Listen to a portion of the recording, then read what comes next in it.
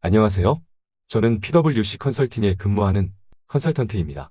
IFRS 17 기반 경영관리 시스템 소개 영상으로 만나 뵙게 되어 반갑습니다. IFRS 17 기반 경영관리 시스템에 대한 소개를 4개의 목차로 진행해 보겠습니다. 이번 동영상은 그 두 번째 이야기입니다. IFRS 17 기반 경영관리 체계를 구축하기 위한 추진 과제는 어떤 것들이 있을까요? 그리고 여러분의 회사에 필요한 추진 과제는 그 중에 어떤 것인가요? 지난 동영상에 IFRS 17 사업계획 추진과제에 이어서 이번에는 관리결산에 대해서 이야기해 보도록 하겠습니다. IFRS 17 관리결산은 계약건별 손익정보를 기반으로 다차원 손익분석이 가능하고 또 손익변동 원인을 분석하여 개선 방안을 도출하는 업무를 포괄합니다. IFRS 17 기반 경영관리를 위한 관리결산 추진과제는 4가지입니다. 첫 번째는 의사결정이라는 필요에 부합하도록 경영관리 목적의 IFRS 17 보고서 산출입니다. 두 번째는 다차원 손익분석을 위한 계약건별 손익정보를 산출하여 상품, 채널, 고객별 IFRS 17 손익을 산출하는 것입니다. 세 번째는 예상과 실제의 차이를 분석할 수 있는 체계를 갖추는 것입니다. 예상과 실제의 차이 자체는 경험 조정으로 손익 처리되겠지만 차이의 원인이 물량 때문인지 가정 때문인지를 분석해서 다음 결산에서는 예실 차이가 최소화되도록 하는 것입니다. 마지막 네 번째는 부채의 변동 분석을 하는 것입니다. IFRS 17 CSM 손익은 부채의 변동에 의해서 결정되므로 부채가 어떤 요인으로 변동되는지 분석하고 관리하는 것은 매우 중요한 경영관리 포인트입니다.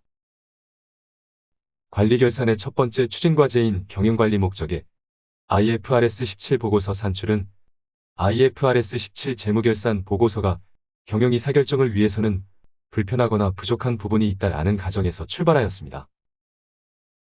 예를 들자면 재무회계 기준의 IFRS 17 PL에서는 보험계약 수익 하위에 다양한 수익 항목들이 보험계약 비용 하위에 다양한 비용 항목들이 나열되어 있습니다. 하지만 이러한 세부 수익 비용 항목을 동일한 성격대로 묶어준다면 가시성이 보다 좋아질 것입니다. 이것은 마치 IFRS4에서 계정식 보고서보다 3위원 손익보고서가 직관적이고 가시성이 높은 것과 같은 개념입니다. 이렇듯 경영관리 목적의 IFRS 17 보고서는 손익정보의 가시성 향상 이외에 손익의 직관성을 확보하고 손익정보의 구성 내역을 구체화하며 또 의사결정에 필요한 목적성 정보를 함께 구성하는 등 경영판단 목적에 충실하도록 구성할 수 있습니다. 두 번째 추진과제는 다차원 손익분석을 위한 계약건별 CSM 구성입니다. IFRS 17 손익은 기준서에 제시된 바와 같이 계약 집합 단위로 산출해야 하기 때문에 계약건별 손익 산출이 재무회계 관점에서 본다면 맞지 않다고 볼 수도 있습니다. 하지만 IFRS 17 기준의 손익이 계약 집합별로만 산출되고 관리된다면 그것만으로 경영 의사결정을 할 수 있을까요? 채널별 손익, 상품별 손익, 고객별 손익, 조직별 손익 등 다양한 관점별 조합의 손익은 전혀 볼 수 없고 IFRS 17 손익은 오직 계약 집합별로만 볼 수 있다면 그것은 매우 제한된 손익 정보이므로 경영 정보로 활용하기에 부족함이 많을 것입니다. 이러한 필요성으로 계약건별 IFRS 17 손익 구성은 다차원 분석을 가능하게 하는 기초 정보가 될 것이므로 경영관리 목적상 반드시 필요한 정보인 것입니다. 그럼 계약건별 CSM은 어떻게 만들어질 수 있을까요? 계약 집합별 CSM을 계약 집합 하위에 계약건별로 배부하면 만들어질 수 있을까요? 우선 계약 집합별 CSM을 하위 계약건으로 배부하는 적합한 배부 기준이 없을 뿐 아니라 이렇게 배부된 계약건별 정보로 다차원 손익 분석을 하게 된다면 여러 가지 손익 왜곡을 발생시킬 수 있습니다.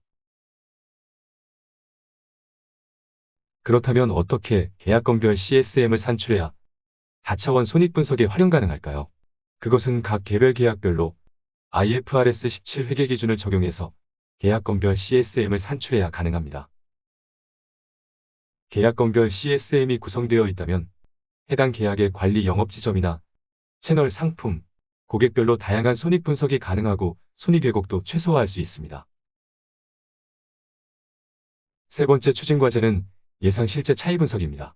먼저 예상값은 과거 실적 정보를 기반으로 가정을 만들게 됩니다.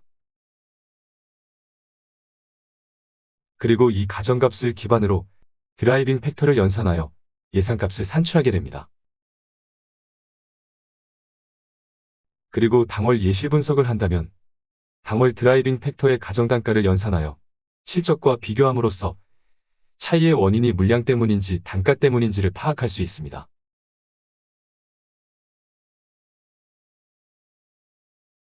마지막 네 번째 과제는 부채의 변동 분석을 하는 것입니다.